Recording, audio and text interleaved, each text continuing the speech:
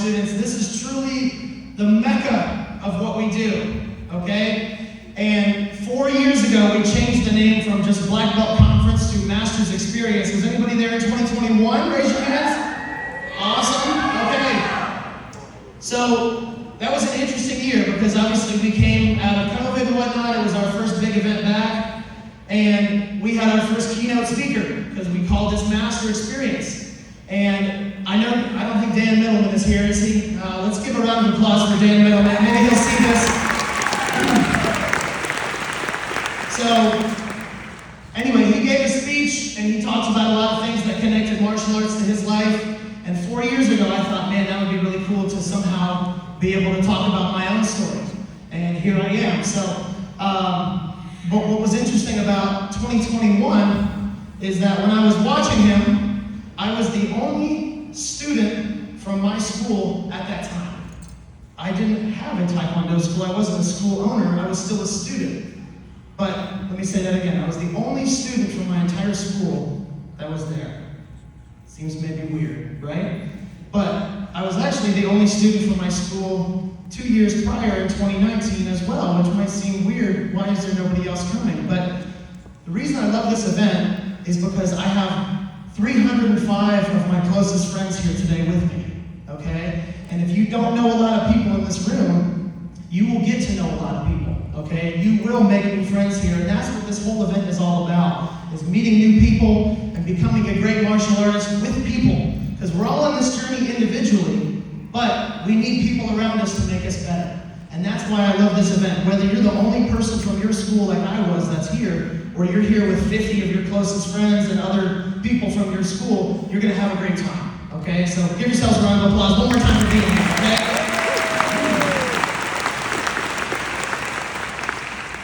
So I don't forget anything. I'm a big believer in everything happens when it's supposed to happen, okay? I didn't know 4 years ago if I would get to do this speech or not. I had just hoped, and I had kind of prepared if I ever got the chance to do it, and then we decided we want somebody within TA to do it, and I just jumped on the opportunity. But the reason I think it's the perfect time for me is because obviously it's 2025. 25 is my favorite number. I was born on the 25th. My brothers, I have two brothers, their birthday is 2/5 is the birthday that they have. And if you add 2 and 5 together, you get 7, and I'm getting my 7th degree in a little bit.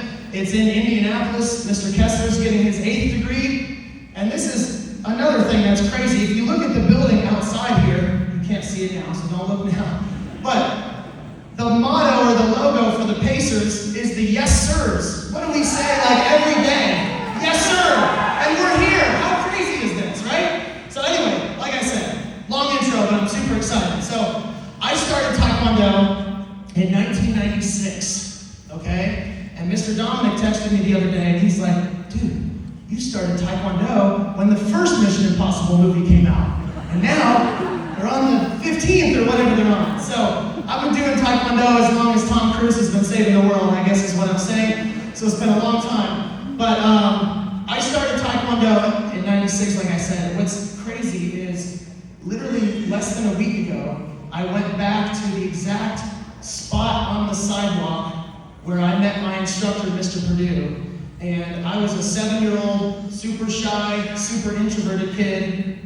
And I was looking in the windows that is an existing space today that's available to lease, which is kind of crazy in itself. But I was looking in the windows when I was 7, and then Mr. Purdue pops out of the building next door, and he introduces himself to me, and we talked for a few minutes. And then he looked right at me, and he said, Kevin, you are my very first student. And I thought that was really cool, because I don't know how many people out of this entire room can honestly say they are their instructor's very first student. And when you're 7, that's really cool. Okay, it's kind of cool to this day. But I didn't have a lot of other unique, cool things about me at that time. And I had tried soccer, and I played maybe 3 or 4 seasons of soccer. I scored 1 goal in 3 or 4 seasons. Yeah! Thank you. So, martial arts was a huge part of my life even before I started, because everyone my age was obsessed with Ninja Turtles, still like those things today? Yes? And Ninja Turtles is still a big deal. They're still making Power Rangers, and there's a Mortal Kombat movie later this year. So it's still cool, people, all right? Anyway, that's why I started Taekwondo. I love those things. So as class started and the school finally opened up, it started growing. And I started hearing about these tournaments that you could try out. So as a green belt, I tried my first tournament. So I think it might have been in Indianapolis, which is another crazy connection here. But I went to my first tournament as a green belt. If you've been to a tournament now, they are way more buttoned up than they were back in 1997, okay? What I mean by that is you were told to get there right when the day starts at 8 or 9 a.m., and then you kind of just wait around until your group is called, okay? So about 6 hours goes by, probably 2 or 3 p.m., they call my division, I get out there, and I messed up my form, even though I had practiced it all throughout the gym that day, in the bleachers, in the hallways, on the floor, in the corner, and I messed up my form. So I was really frazzled, okay? Then moved on to sparring. I sparred, and I lost in the first round. And back then, we didn't have the double elimination style bracket. So my first tournament, I didn't place in forms, and I didn't place in sparring. I had maybe 3 minutes of action time in a 7-hour day of waiting. Okay? These guys are laughing. I don't know why. But anyway, so I got a spirit medal, and I was upset about that. And I cried a little bit, according to my mom. I cannot confirm or deny. But it hurt, right? Because already I mentioned soccer really didn't go that well. Okay? And now I move on to tournaments. And I love doing martial arts. But this thing that I tried to put myself out there with didn't work either. And that was upsetting. Okay? But I never wanted to quit. It was just upsetting, and I didn't really understand why. I went to class as much as the other kids that got the trophies, but yet I didn't get a trophy. And it was upsetting when I was probably 8 years old. But time goes on, right? So now I'm moving up the ranks a little bit, and I get to brown belt, which is another kind of new plateau moment, right? Why? Because you have to do what at testing? Break boards, right? Yeah, so then my first attempt at that new plateau, didn't break my boards. So that was my first no change as a brown belt. And that time my mom cried, okay?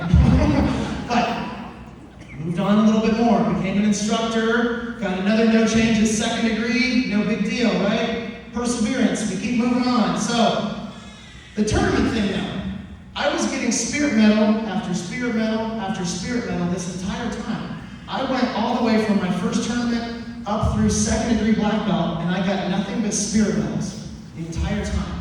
And you get so many, you notice little imperfections about them. Sometimes it's a little trophy, sometimes it's a puny little necklace, sometimes they have little chips missing, sometimes the date is wrong. All these little things you notice because you get so many of them. I went through this, okay? I know there's people in this room that have gone through or are going through the same thing, okay? I want to take a minute to kind of step out of this story for a minute and think back when I was a first or second degree.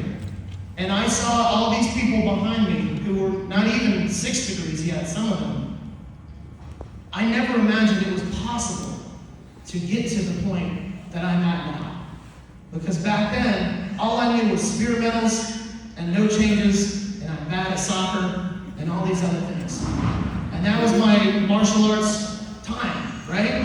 So finally, I get to another important milestone in my life, 7th grade. And 7th grade in Ohio is a big deal because that's when you can try out for the basketball team.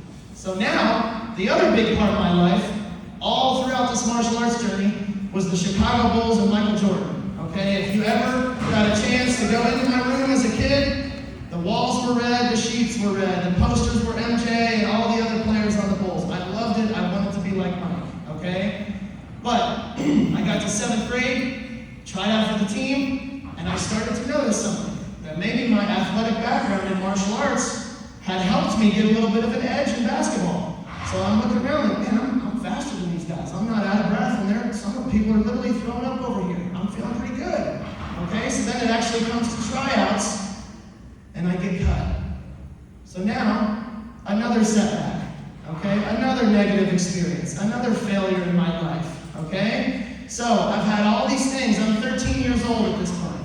All right.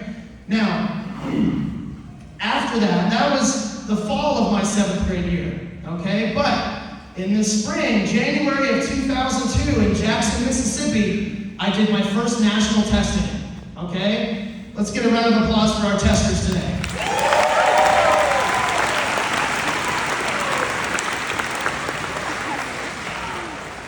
So, I was a second-degree senior, obviously, when I tested for third degree at nationals. So I get out there. I had never seen national testing before. So I was very overwhelmed, as you can imagine, by these mats, okay? And we tested on hard floors, by the way. No carpet. You guys have it so nice. Anyway, I kid a lot, okay? It's all right for that. And so I get to my first testing, and I get called out for my form, and I get the adrenaline dump. Boom, and I feel like I can't hear. Everything's moving in slow motion, right? A lot of us have been there. I only did my form once. And then they dismissed me to go put my gear on. So I'm thinking, oh my God, this is incredible. Okay, then I get to sparring. And again, I had never been in national testing, so I knew kind of how to spar, but I wasn't sure what to expect. So first round was a tester, second round was a fill-in, right? I got this guy named Mr. Snyder across from me. Ring any bells over there in the corner? And I thought I was doing pretty well. I kicked him in the head a few times. And third round was a tester. My fourth round was some girl named Vicky Bolger, and I beat her up pretty good. All right? And I thought I did pretty well in sparring. So now it was board breaking. All I gotta do is check this last box. Okay, and I'm so excited. I do my jump spin side kick, and I completely miss the board. Don't even hit it at all. I jumped so high, I kicked about 7 inches over the top of the board. So I gotta calm down. So the second time, I only kicked about 3 inches over the top of the board. Okay? Of course, you can imagine what happened the third time, because what happens every other time I get to a new plateau and I get under a spotlight? I fail, right? And that was my third no change. So again, if today wasn't your day, I never thought I would get here either, because that was my entire experience, was all those failures, okay? The next day, I competed, didn't do well enough on my form, and I lost in sparring to some guy named Krinsky. And that was my turn. So I got a no change and a spirit medal as a second-degree senior, okay? So that was my time 2002 on, okay? Finally though, I get into 8th grade. So fall of my 8th grade year, September in Roanoke, Virginia, I passed my third-degree testing. Holy cow, this is incredible. Back then, there were just not a lot of third degrees. So I could not believe it, okay? And I got that belt, I got back to the school and I thought, all right, a couple more months, basketball tryouts, 8th grade. So, fast forward a few more months now, okay? And hopefully you're following with my hand here what this means, all right? So, October, November of my 8th grade year, try out for the basketball team again, get cut a second time now. Now I'm really upset. And one of the differences, and I talk about this all the time with my own students, between something like basketball tryouts and a martial arts no change, is you get to turn right around in a couple months and try it again with martial arts. Basketball, you have an entire year to sit in that feeling and wonder, can I do this? Do I want to do this? Do I want to try this again? Do I want to go through the summer camps and the lifting and the conditioning? And then to get cut twice hurts, because it's not 2 months, it's 2 years now that I haven't made the team. Okay? And now I'm starting to question, do I even want to go through this again? All right? Even though I love basketball. I was just talking with Mr. Kessler last night about this. I used to literally be the kid when it snowed. I would shovel a section of my driveway out so I could shoot, because I didn't have a gym to go to. Okay? And I went to the camps. I put in the work. Okay? And what was really interesting is every summer, even though I didn't make the team, I would come to a black belt camp in the summer, and I would play basketball, and I felt like I literally could be in the NBA. I was destroying people at camp and having so much fun playing. And that's how I met a lot of friends at this event, is just through basketball at camp, okay? And it was the weirdest thing. I just felt like any time I had an event where my belt was with me, this was like a magic wand or something. Something about martial arts just gave me new confidence or something, because I felt like every time I was at an event, I was making new friends and I was having all this success, okay? So, fast forward now, freshman year, whole different ballpark, because I went to a brand new high school. This high school literally just opened when we got in, so the coaches didn't know us, So the lane was clear for me to make the team, and I still didn't make it my freshman year, okay? And the reason I didn't make the team, and the reason I got these no changes, and the reason I got these spirit medals was because this little voice in my head would tell me right when I get to those big moments, you're not gonna make that shot. You're not gonna break that board.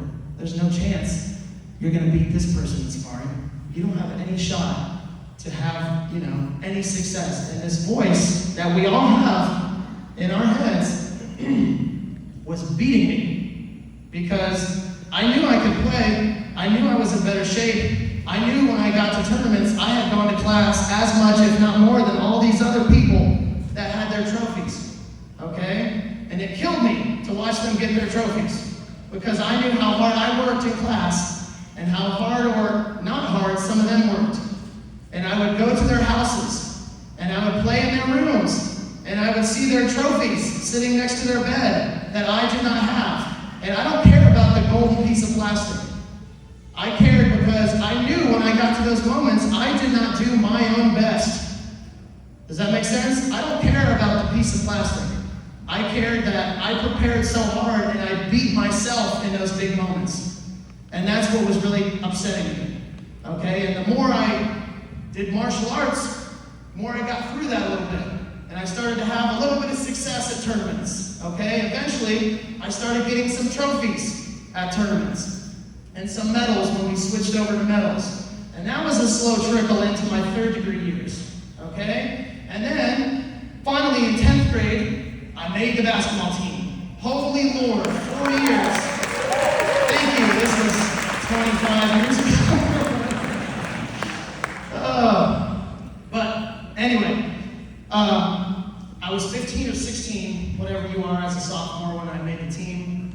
And I had what felt like a lifetime of failures leading up to that, right? And I think that's another thing martial arts teaches people is how to deal with failure like I did and to use that as motivation because I had all that pain from seeing those trophies and coming to the post-tournament parties at the Purdue school and everyone get in with your trophies from the tournament and we would take these pictures and I was in the pictures kind of in the back so you saw a little bit of me but I didn't really have anything to hold up. And I don't know when, sometime I just realized that I'm not going to ever compete in something and not give my best. Because then I can live with the result, truly. I don't care if somebody beats me in a tournament. But I care if I don't do the best that I've trained to do at a tournament or a testing or something like that. And that's what I've done over the past few years, okay? Now, I know, am I going so long? How much time do I have here? All right, perfect. So, let's get into life after high school, okay? I'm just going to start rattling off even more adult failures, I guess you could say, okay? Minor setbacks, I guess.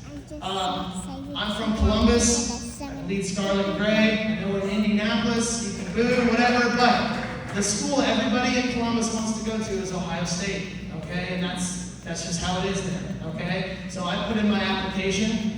I got into Ohio State Newark campus, which is not the main campus. So I decided, all right, well, I got into Kent State, so I'm gonna pursue Kent State, okay? So me and my cousin who's here today roomed at Kent State for a year, and I had a really good time up there at Kent State, but I just wanted to be closer to home, so really I could keep doing martial arts. That's really what it came down to. So didn't get into the college I wanted to get into, because again, I second guess a lot on tests, because that voice makes me second guess things, okay? Eventually I got into Ohio State and I graduated there, okay? So again, things happen when they're meant to happen. I mentioned that earlier, right? Now, after college, I had a very unique opportunity sort of come to me through my dad. And one of our sponsors here today is a company called CFS, which is short for Custom Fundraising Solutions.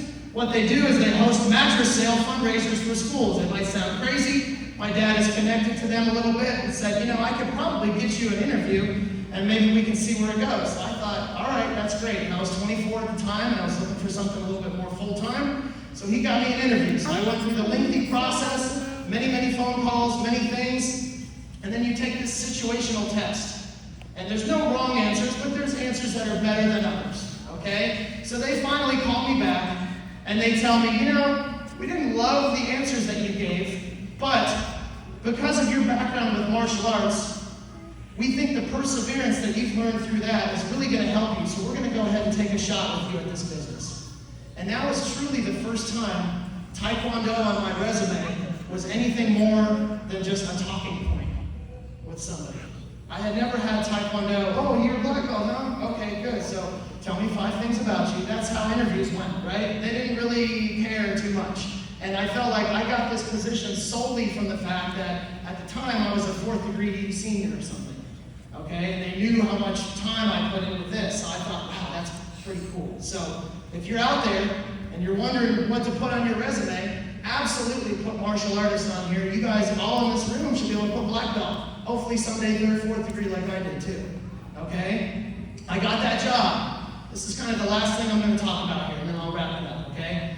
So what we do is we set up events, we sell mattresses in schools, and I started this. I had no sales experience. I was the youngest person in this company by about 8 years. They weren't sure somebody my age could really handle what we needed to do to make this event happen. I was making it happen, but my numbers, as you look at in a corporate structure, were about half of what the average numbers were. Not half of the best people. In the beginning, they were half of average. So I ran a few events before we had our first conference. So I'm flying to San Diego and excited to learn. And when I fly, I just dress casual, as many of us do. So I literally remember I was wearing an Ohio State shirt, jeans, and some Nikes probably, okay? And I say that because when I arrived there, they lost my bag. So I'm going to a business conference dressed like a high school kid, okay? So I get to this conference. Everybody, like I said, much older than me. 8 years, most of them 20 years older than me. And I stand out for so many reasons that are the wrong reasons. I was the lowest person. The first thing we do when we get to these events is, hey, let's look at everybody's stats from the previous year. Who's at the bottom of the stats?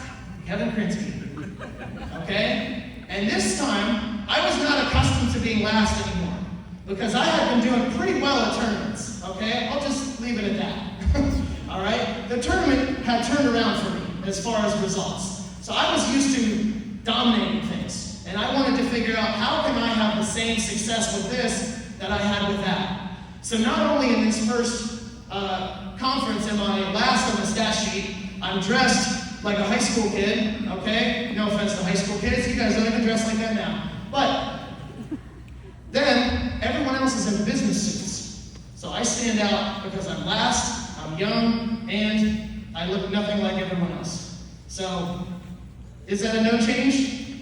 Kind of, in a different sense, right? So I started networking with people, talking to people, and I start realizing something that I think everyone in this room should believe. I looked around that room, and I said, you know what? None of these people are really special. Just because they have sales experience, nobody's really special. And I think that about the people in this room too. I know it sounds kind of weird. Like, these people aren't special behind me, okay? They're very high ranks, but the special thing about them is the effort and the dedication that all of the people have put in. That's what makes people talented in martial arts. So whether or not it is your time right now is kind of irrelevant, because if you keep putting in the time and the effort, things will happen when they are meant to happen. All right? Everybody understand that? Awesome. So the last thing I'm going to leave you with before we get into the rest of the night is I have a challenge for everybody here. Okay? Because I see it, I hear it all the time, and I experience it with my own students, that any challenge that you have in front of you, whether it's a testing, something at school, maybe a basketball tryout, whatever it is, don't shy away from the bright lights and the big moments. I want you to double down, and whatever that little voice in your head is telling you that you can't do, or you're not good enough for, or whatever that voice is, as soon as you can achieve that thing, that voice gets a little quieter, and a little quieter. And my challenge to you would be do so many things that you never believed you could do, that voice in your head has nothing